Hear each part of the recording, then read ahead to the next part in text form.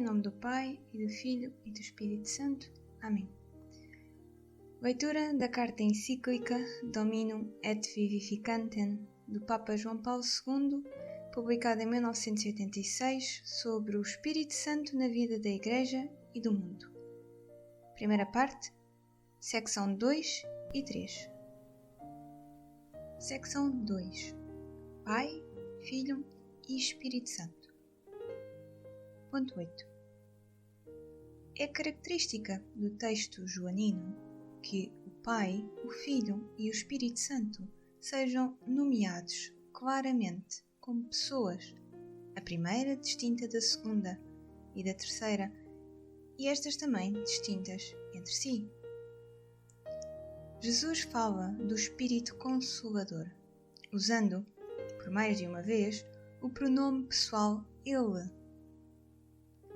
E, ao mesmo tempo, em todo o discurso de despedida, torna manifestos aqueles vínculos que unem reciprocamente o Pai, o Filho e o Paráclito. Assim, o Espírito procede do Pai e o Pai dá o Espírito. O Pai envia o Espírito em nome do Filho. O Espírito dá testemunho do Filho.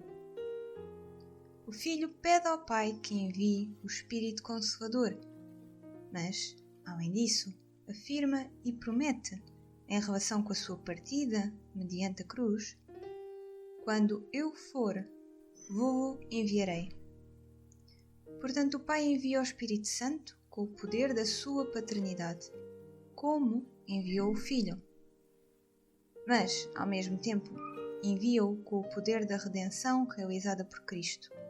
E, neste sentido, o Espírito Santo é enviado também pelo Filho. Enviar-vos-ei.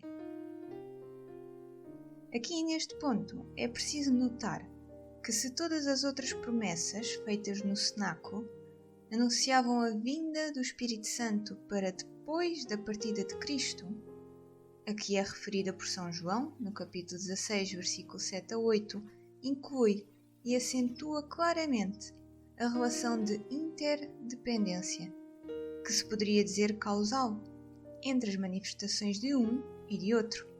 Quando eu for, enviar-vos-ei.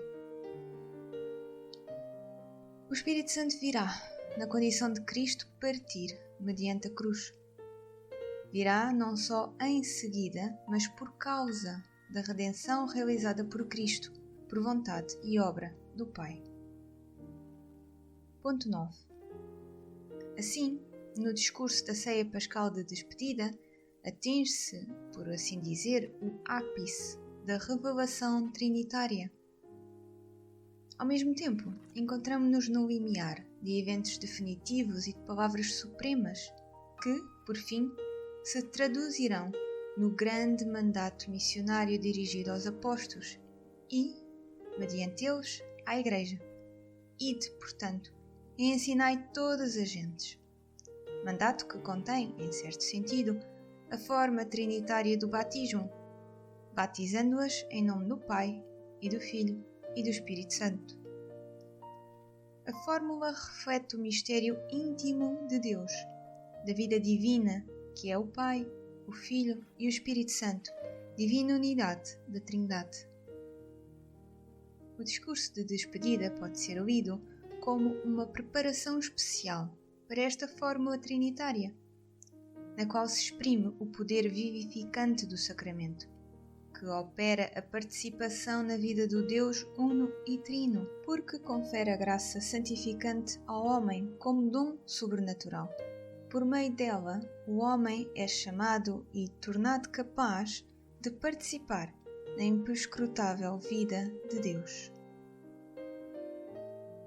Ponto 10. Na sua vida íntima, Deus é amor. Amor essencial, comum às três pessoas divinas. Um amor pessoal é o Espírito Santo, como Espírito do Pai e do Filho. Por isso, ele prescruta as profundezas de Deus, como amor-dom incriado. Pode dizer-se que, no Espírito Santo, a vida íntima de Deus, uno e trino, se torna totalmente dom.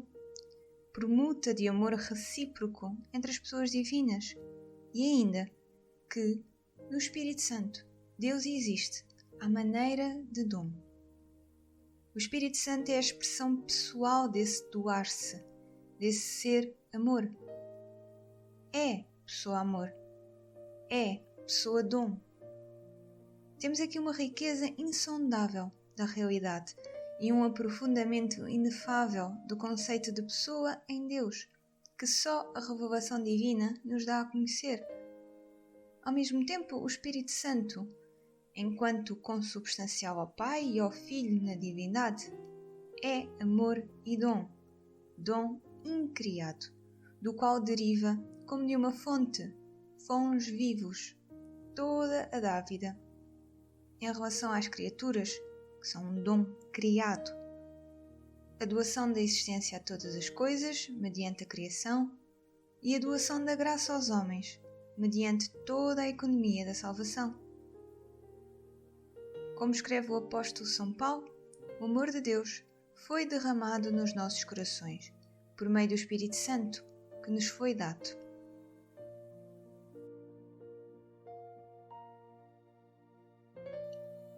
Secção 3.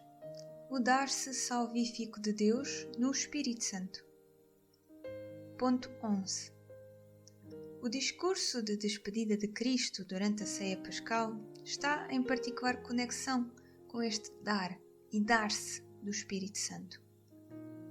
No Evangelho de São João descobre-se como que a lógica mais profunda do mistério salvífico, contido no eterno desígnio de Deus, qual expansão da inefável comunhão do Pai e do Filho e do Espírito Santo.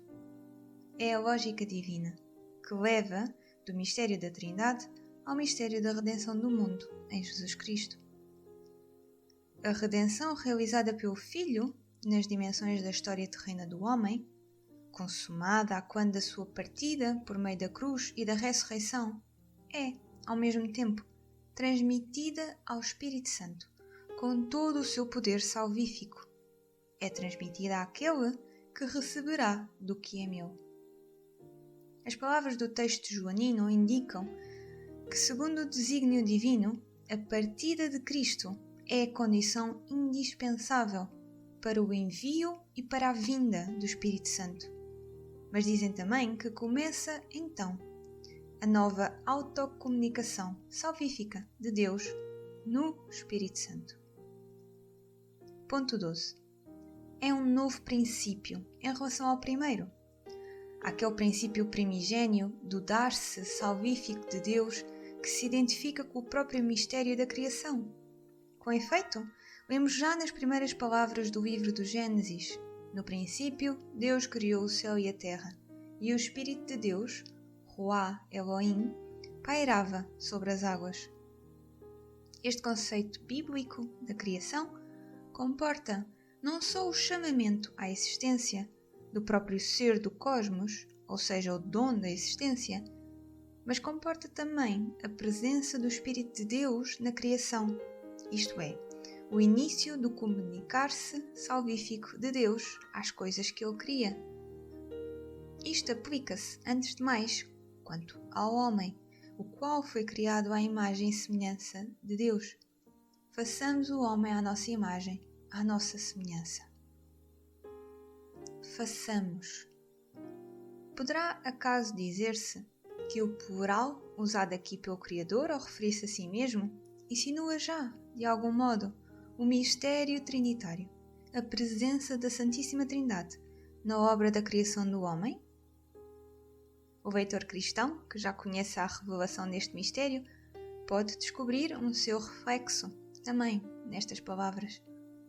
Em todo o caso, o conteúdo do livro do Gênesis permite-nos ver, na criação do homem, o primeiro princípio do dom salvífico de Deus, na medida daquela imagem e semelhança de si mesmo, por ele, outorgada ao homem.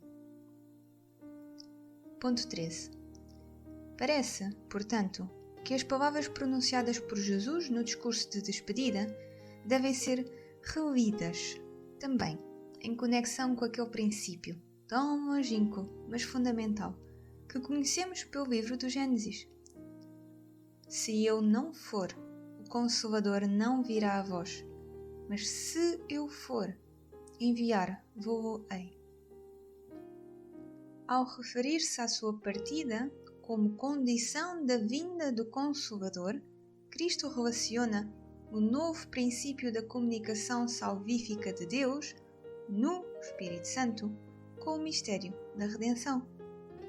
Este é um novo princípio, antes de mais nada, porque entre o primeiro princípio e toda a história do homem, a começar da queda original, se interpôs o pecado, que está em contradição com a presença do Espírito de Deus na criação e está, sobretudo, em contradição com a comunicação salvífica de Deus ao homem. São Paulo escreve que precisamente por causa do pecado, a criação foi submetida à caducidade e geme e sofre no seu conjunto as dores do parto até ao presente, e que aguarda ansiosamente a revelação dos filhos de Deus. Ponto 14. Por isso, Jesus Cristo diz no cenáculo: é bom para vós que eu vá. Se eu for, enviar-vos-ei. A partida de Cristo, mediante a cruz, tem a potência da redenção, e isto significa também uma nova presença do Espírito de Deus na criação. O novo princípio de comunicar-se de Deus ao homem no Espírito Santo. Porque vós sois seus filhos, Deus enviou aos vossos corações o Espírito do seu Filho, que clama: Abá, Pai, escreve o apóstolo São Paulo na carta aos Gálatas. O Espírito Santo é o Espírito do Pai, como testemunham as palavras do discurso de despedida no cenáculo. Ele é, simultaneamente, o Espírito do Filho, é o Espírito de Jesus Cristo, como viriam a testemunhar os apóstolos e, de modo particular, Paulo de Tarso. No facto de enviar este Espírito aos nossos corações, começa a realizar-se o que a própria criação aguarda ansiosamente, como lemos na carta aos Romanos. O Espírito Santo vem à custa da partida de Cristo. Se essa partida, anunciada no cenáculo, causava a tristeza dos apóstolos, a qual deveria atingir o seu ponto culminante na paixão e na morte da Sexta-feira Santa. Contudo, a mesma tristeza haveria de converter-se em alegria. Cristo, efetivamente, inserirá na sua partida redentora a glória da ressurreição e da ascensão ao Pai. Portanto, a tristeza através da qual transparece a alegria é a parte que cabe aos apóstolos, na conjuntura da partida do seu Mestre, uma partida benéfica, porque, graças a ela, havia de vir um outro Consolador. À custa da cruz, operadora da redenção, vem o Espírito Santo, pelo poder de todo o mistério pascal de Jesus Cristo, e vem para permanecer com os apóstolos desde o dia de Pentecostes, para permanecer com a Igreja e na Igreja, e mediante ela no mundo. Deste modo, realiza-se definitivamente aquele novo princípio da comunicação de Deus uno e trino no Espírito Santo, por obra de Jesus Cristo, Redentor do homem e do mundo.